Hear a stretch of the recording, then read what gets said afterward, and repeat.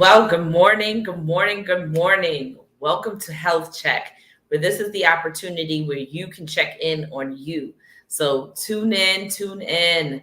Health Check is sponsored by Kingdom Health Connections, which is a health resource center, health promotional resource center. And it's all about cultivating a culture of health, wellness, and healing for you and the entire family. So come in, like, share with your friends, your siblings, whomever it may be. Also, subscribe on YouTube. Let's get this information out there and let's hold each other accountable to the lifestyle of health, wellness, and healing that is our portion, right? So long as we obey the natural laws that have been set for our bodies to be able to thrive and to be able to function. As you know, the month of July is dedicated toward Healthy Vision Month. And this month, I'll be focusing on ways to promote our vision, our eye care too, as well. And today's topic is really going to be on eyelid health. Again, a lot of the times we think about our eyes, we don't really think about our eyes until something seems to go wrong with our eyes. That's when we tend to pay attention to it. But our eyes are so important. They're so important for us to do what we need to do to be able to experience life, see things in life, perceive things in life, understand things in life, to do everything. Our eyes are important, and what helps to protect our eyes is our eyelids. So today we're going to be focusing on eyelid health. So our eyelids, as we know, we have upper lids and we have lower lids. And our eyelids are important for, I want to say, two key components. Our eyelids are important for protecting our eyes so that nothing foreign goes in the eye. And our eyelids are also important for keeping our eyeballs moisturized.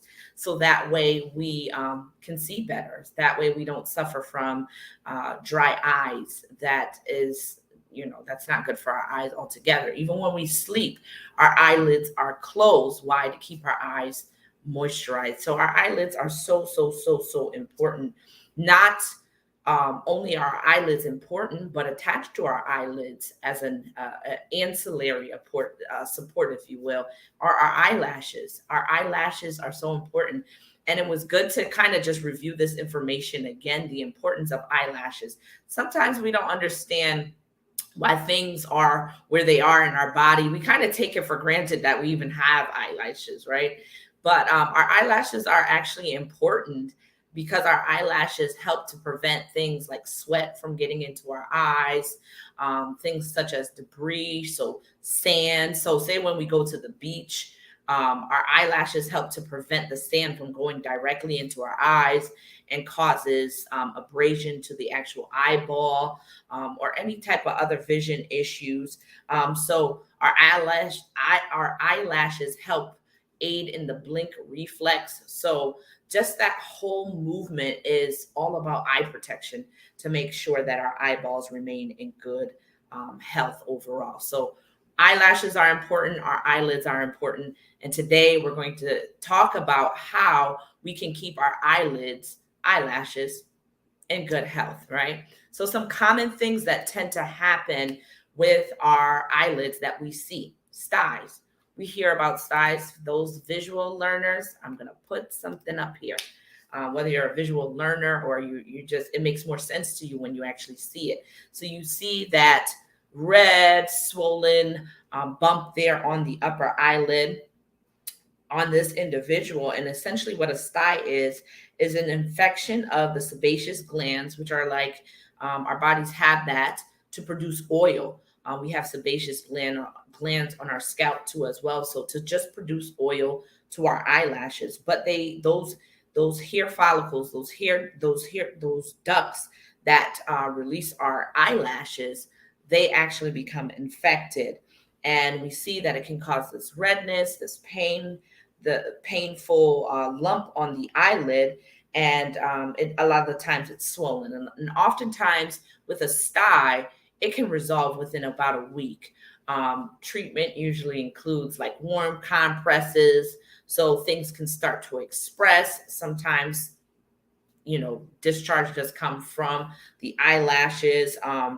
but a lot of the times it is treated also with antibiotics. So this is very, very common. Styes can happen when we don't wash our hands and we put in our contact lenses. Styes can happen if, for us ladies, we're wearing eyeliner and we leave it on overnight. You can only imagine the amount of residue that has access to the hair follicles where our eyelashes come out, and as a result it can become infected. So if we leave it on overnight, or if we use old or expired cosmetics, this can come about. The next thing I wanted to share with you that's very common is a Chilizion. A Chilizion, we often sometimes even confuse this with a sty. But a Chilizion is more chronic in nature. So it's essentially like a sty that's been there a lot longer.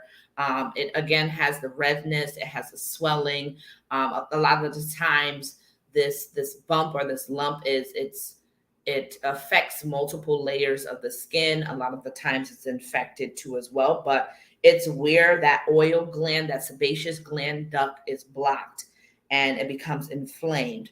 By the time it reaches to this point, as you see in this picture, a lot of the times you're needing an antibiotic to just make sure that because it becomes infected over time, it stays there long enough, it becomes infected.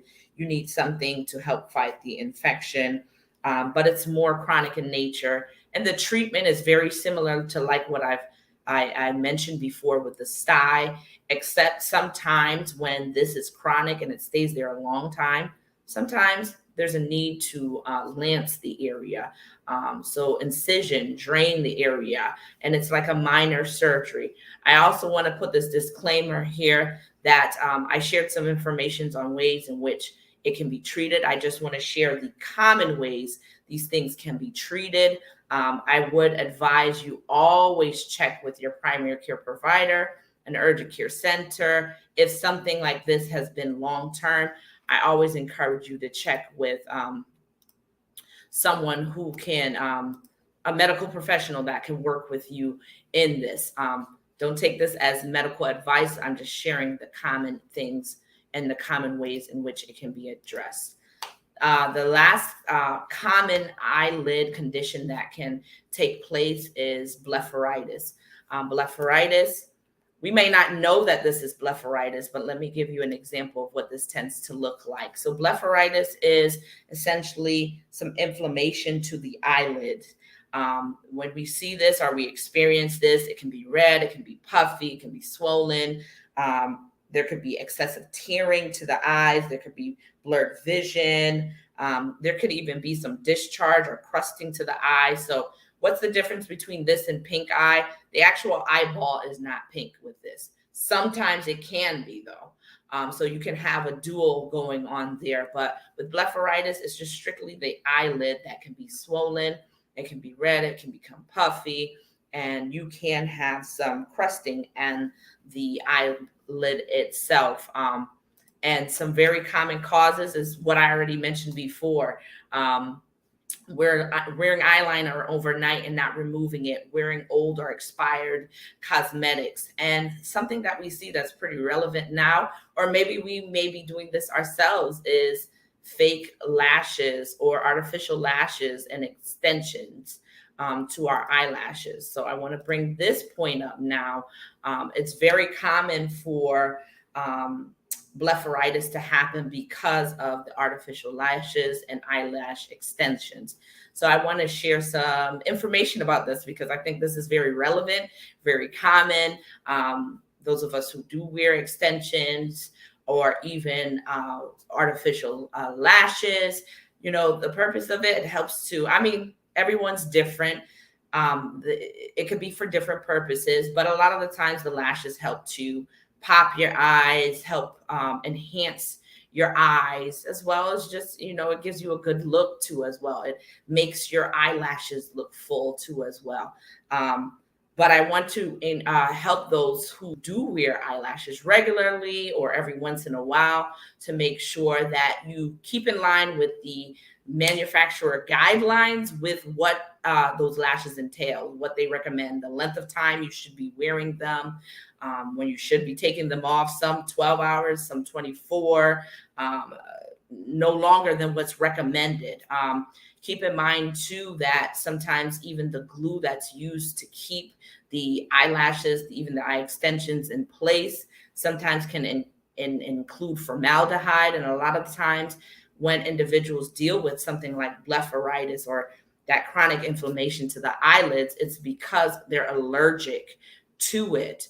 And that causes irritation, or there's buildup of the glue on the eyelashes. And then on top of that, you put eyeliner and, you put mascara and all these different things. So you can imagine all that the eyelids are taking in all at once. And to make it worse, if we don't wash our face or we don't take it off when we're supposed to, that's not a good look. So keep in mind the proper application, the proper removal too as well, because if you lose your eyelashes, you lose your eyelashes in the process. If the glue gets in the wrong place, if they're not applied appropriately, you can be without eyelashes as a result. So eyelash care is very, very, very, very, very important.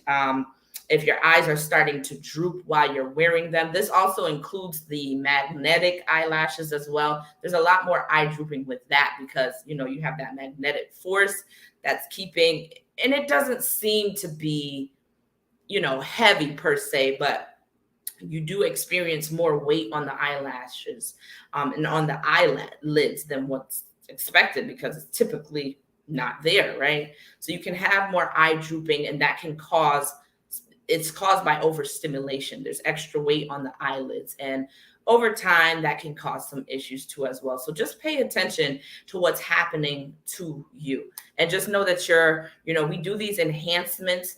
Nothing's wrong with these enhancements depending on what they are. So I want to be careful when I also say that, but let's just be mindful, that either way, you're beautiful. You're fearfully, wonderfully made. You're beautiful as you are. But when you're doing these enhancements, make sure it's with wisdom to make sure we take care of our eyes. We don't want to share. We don't want to borrow any eyelashes or eye extensions at all. And I hope that's not happening at all. So let's just remember to keep these things in place. So a health tip that I want to share on today is let's practice good eyelid hygiene regularly. Why? I just explained all the reasons why it's important to do that. And how do you go about doing that? Washing your face twice a day, however often you need to. If you're all set with your makeup for the day, making sure you wash your face and also perform eyelid hygiene. That just includes while you're washing your face, you're actually washing your eyelids, top and bottom. Not, making sure not to get it into your eyes, but make sure you wash everything off that needs to be washed off, and it's not accumulating residue on the actual eyelid and on the eyelashes, which could lead to styes, Chilizions, that can lead to blepharitis and all the above. So let's take care of our eyelashes and our eyelids too as well. I know this was geared a little bit more towards women, but this also applies to men too. Let's remember to just take care of our bodies, right? So that our bodies remain in good health. So today, we've been given some instructions. We've been given some tools, some practical tools that we can just implement in our day-to-day lives. And you know what? We have the choice to do it. We have the choice not to do it. It's just like we're choosing life or death, blessings or curses. I call on all of heaven to witness the decision that you and I make today. Oh, that we would choose life. So not only we would live, but our descendants would live as well. We need to train our daughters. We need to train our grandchildren in the same light as well. So go ahead and put hashtag I choose life. I pray that this information, this education, this knowledge was illuminating for you. Maybe you've been missing a few steps. Go ahead and choose life by make sure to be maintaining eyelid hygiene. I pray that you all were blessed today. I will see you here again on Facebook Live as well as YouTube on next week, Tuesday at 9 a.m. I pray that you all were blessed, and I will see you then. Also keep in mind that this coming Sunday, is the blood pressure clinic for those who are in the Apostles House, those who tune in, visit. Meet us on the second floor and out of the pastor's office. You will be able to see us, a team who will check your blood pressure, raise some awareness, and also check your pulses. I do want to share a testament that after some of the services, those who've had higher pressure readings, we found after some altar calls, after some good soul searching and understanding and knowledge and becoming self-aware and getting healed in our emotions through the teaching, we have found that blood pressure rates have come down. It's an awesome testament. So meet us upstairs on the second level after the 11 a.m. service. We're only there for half hour. You'll get information about your blood pressure as well as your heart rate that day. You can bring it with you to see your provider. And we just want to encourage you along your health journey. Maybe you're trying I'll take down the banner now so you can actually see my face. Maybe you may even be trying a new regime. You've been trying to eat differently. I know I can attest to that. Exercising more. You want to see the effects of how well this is doing for your body. Let us encourage you on your health journey by checking your blood pressure. That's a number one place where you can see the benefits of what you are doing. And that can help drive your results too as well, and encourage you along your journey. Meet us on the second level this Sunday after the 11 a.m. service. Pray that you all were blessed. I'll see you on next week, Tuesday at 9 a.m. Bye-bye.